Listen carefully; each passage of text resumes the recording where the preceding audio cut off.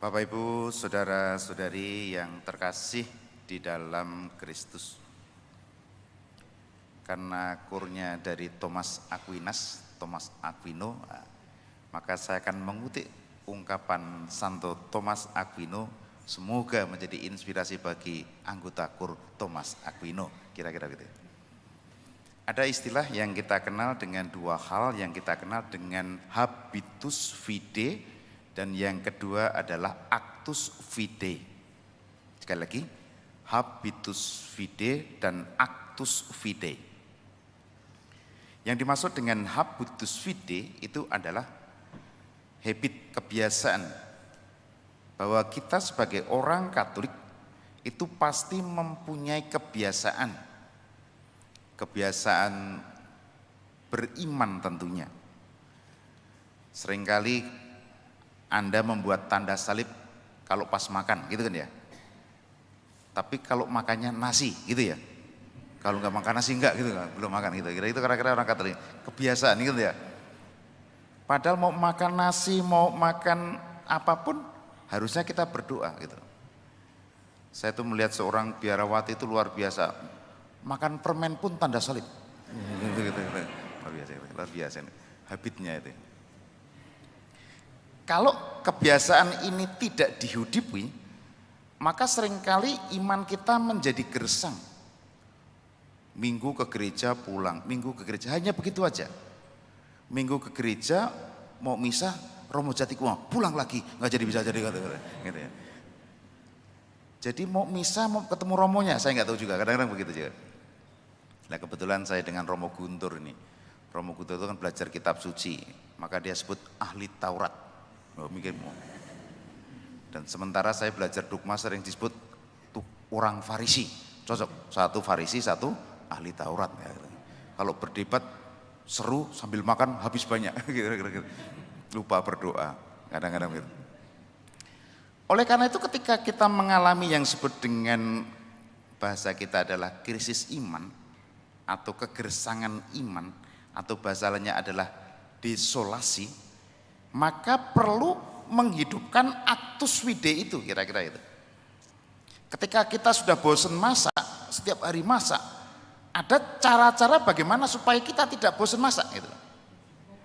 Itu kira-kira gitu. Bosan masak ya.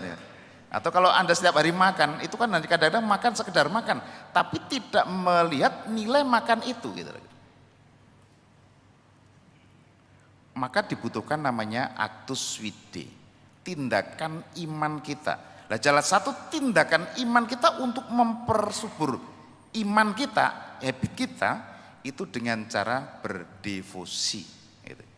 Salah satunya yang hari ini tradisi dari dulu sampai sekarang, gereja ini memperingati atau berdevosi kepada Santo Antonius. 9 kali berturut-turut. Saya kadang-kadang waktu tanggal 13 Juni saya juga berdoa, ada frater yang nggak misa, kita doakan Santo Antonius, besoknya misa lagi, berarti ketemu lagi gitu ya. Nah bagi orang-orang yang jarang misa itu doakan supaya tahu, jangan-jangan nanti kembali lagi gitu ya, doa Santo Antonius. Lah actus fide ini adalah tindakan kita mengaktualisasi apa yang setiap hari kita lakukan itu supaya semakin subur iman kita. Lah salah satunya yang hari ini kita ditawarkan bagaimana kita belajar dari Santa Maria memahami imannya. Maka ada sebuah istilah yang Bapak Ibu mungkin sering Anda dengar, yaitu Maria Sedes Sapientiae. Maria adalah tahta kebijaksanaan. Kenapa disebut Maria tahta kebijaksanaan? Bagaimana Maria menghidupi imannya? Seorang Maria ketika mendapatkan kabar gembira di dalam Injil Lukas, bahwa dia mengatakan, ya aku ini hamba Tuhan, maka pada saat itulah rahim Maria menjadi tahta kehidupan Yesus. Ingat ketika Petrus, Yakobus dan Yohanes di Gunung Tabor, ketika terjadi transfigurasi, Petrus mengatakan akan kudirikan 3 kemah, gitu kan ya. Tapi bahasa Latinnya bukan kemah dalam arti anak pramuka itu bukan, tetapi edificabo tres tabernacula. Istilahnya bukan kemah. Kalau dalam bahasa Latinnya itu castra, tapi menggunakan bahasa tabernacula, tabernakel. Artinya orang-orang yang kudus harus tinggal di dalam tabernakel. Oleh karena itu ketika Maria mendapatkan kabar sukacita dan Maria menyetujui itu, maka rahim Maria menjadi tabernakel hidup, tahta seorang yang akan menjadi juru selamat gitu. Dengan kata lain bahwa Maria menjadi tahtanya sejak ada di kandungan Yesus, ada kandungan dalam Maria itu. Setelah melahirkan, seorang ibu pasti menimang-nimang anaknya, menggendongnya. Nah, ini tahtanya adalah di tangan Maria itu. Bahwa Anda juga membopong anak Anda, itulah tahta anak Anda. Tapi menjadi persoalan adalah bahwa tahta itu tetap dijalani dengan setia, walaupun banyak tantangannya. Dalam hidup kita itu coba Bapak Ibu, Anda untuk doa rosario dengan drakor pilih mana? Atau ikatan cinta? Wah, nah yang iya itu pasti nonton itu, ya kan ya? Pilih mana coba? Pas dapat giliran doa rosario, aduh seri kelima mau mulai, aduh salam Maria gitu. Waduh, betapa susahnya orang Katolik. Betapa susahnya kita menjaga iman kita itu untuk setia pada itu. Lah Maria menjaga itu. Walaupun dalam teks hari ini dikabarkan bahwa kata-kata Yesus membuat Maria tidak memahami kenapa harus begitu. Tapi Maria tidak marah, tetap menyimpan dalam hatinya, mengolah apa sih maksudnya itu. Jadi beriman itu tidak serta-merta harus mengerti, membutuhkan suatu proses yang seringkali kita kadang-kadang, aduh orang Katolik susah dipahami gitu ya. Ajaran iman Katolik susah dipahami. Ini membutuhkan sebuah proses yang luar biasa. Salah satu contoh betapa kita memahami yang seringkali menjadi pertanyaan, bagaimana Yesus kok menjadi Tuhan, gitu kan seringkali. Bapak Ibu lihat gambar ini. Ini di depan itu, relief ini loh. Oh buka tuh. Ya orang Sukasari pasti tahu. Ini relief apa ini? Nggak tahu juga. Aduh Tuhan ampunilah doa kami. Di sini tuh kalau nggak salah ini ada relief tentang Yesus berjalan di atas air, gitu ya. Relief ini bisa digunakan sebagai sarana menjelaskan ketuhanan Yesus. Luar biasa loh. Anda paham nggak itu maksudnya? Ingat, tidak ada manusia mampu mengalahkan alam. Jelas ya? Tidak ada satupun. Mau pinter, mau besar, mau gede, kena masuk angin langsung keroan. Ya, alam ya kan ya, alam itu salah kan. Apalagi badai yang bukan badai penyanyi, badai itu artinya ketika ada gempa kita pasti akan ketakutan. Kemarin itu waktu pas mudik sedang misa ada gempa, semua pada lari semua. Wih, lari semua. Untung misa sudah selesai, saya juga ikut lari. Coba kalau nggak ikut misa, waduh saya ditinggal misa sendiri itu ya. Nah kembali soal kita. Teks ini mengajarkan ketuhanan Yesus. Bahwa tidak ada manusia mengalahkan alam. Justru pada saat alam mengamuk, ombak mengamuk, Yesus justru berjalan di atas air. Simbol yang mengalahkan alam itu.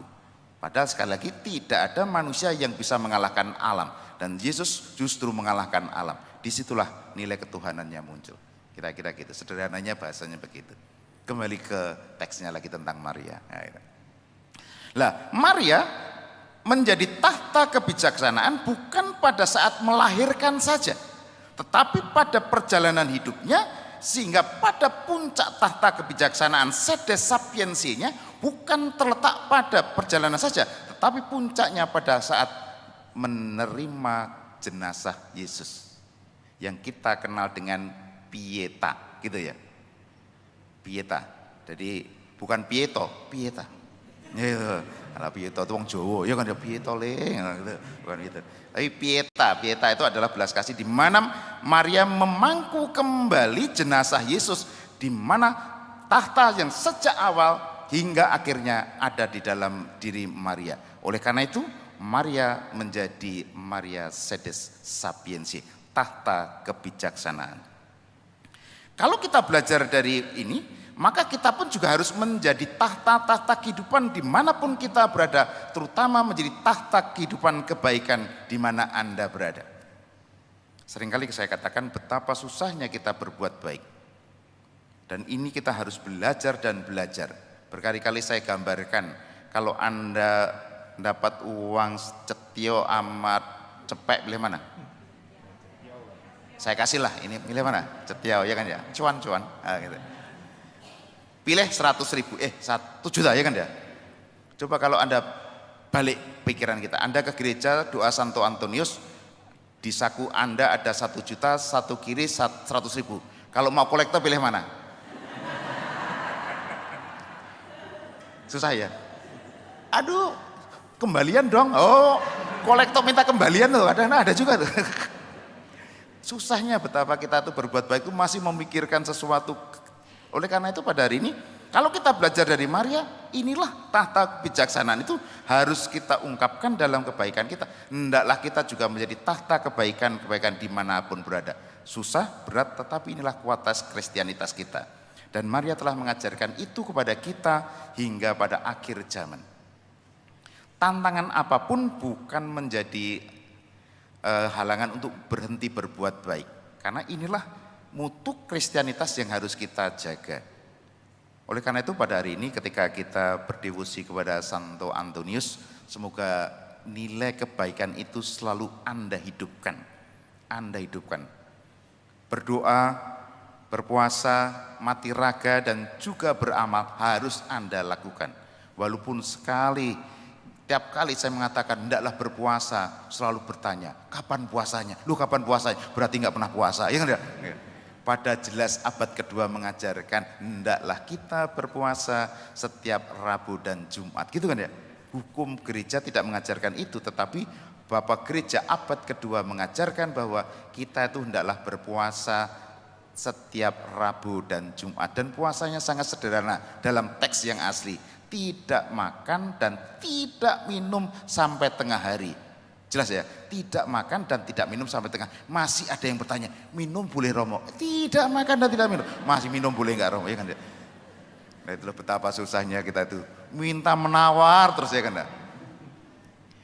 Ada juga es tawar tapi nggak pakai gula, ya nggak pakai gula itu es tawar, ya kan?